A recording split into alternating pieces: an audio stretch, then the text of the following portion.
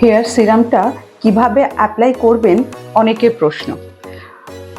যেটা আমি বানিয়েছিলাম সেটা বানানোর পর সেই বেঁচে যাওয়া ম্যাটেরিয়ালস দিয়ে কিভাবে হেয়ার প্যাক হয় সেটাও দেখিয়েছিলাম। তারপরে অনেকের প্রশ্ন ছিল, এটা কি ফ্রিজে রাখবো? দেখুন, যখন এটা ওভারনাইট আমরা ভেজাচ্ছি তখন সেটা আমরা বাইরে রাখছি, ঠিক আছে? বাইরে রাখার পর সেটাকে আমরা ছেঁকে নিয়ে এটার মধ্যে নিয়ে নিয়েছি, তখন আমরা এটাকে ফ্রিজে রাখতে পারি। কিন্তু যখন আমরা এটাকে ইউজ করব তখন ডিরেক্টলি ফ্রিজ থেকে বের করেই স্ক্যাল্পে বা হেয়ারে ইউজ করা উচিত নয়, এতে ঠান্ডা লেগে যাবে। তাই মিনিমাম 1 ঘন্টা আগে এটাকে বের করে নিতে হবে।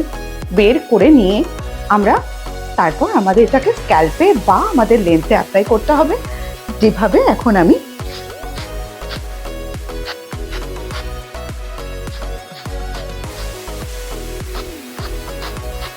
করছি।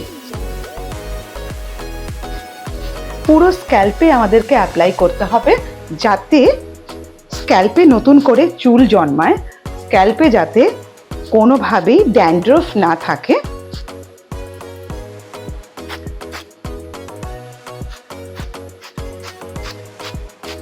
আর তার সাথে সাথে অবশ্যই আমাদের পুরো হেয়ারে যখন আমরা এটাকে অ্যাপ্লাই করব,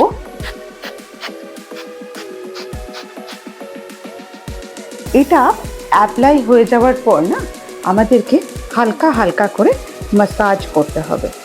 এবারে প্রশ্ন, এই যে আমরা এটাকে অ্যাপ্লাই করলাম, এটা কি এবার আমরা শ্যাম্পু করে ধুয়ে ফেলবো? না, আমাদের শ্যাম্পু করার দরকার পড়বে না।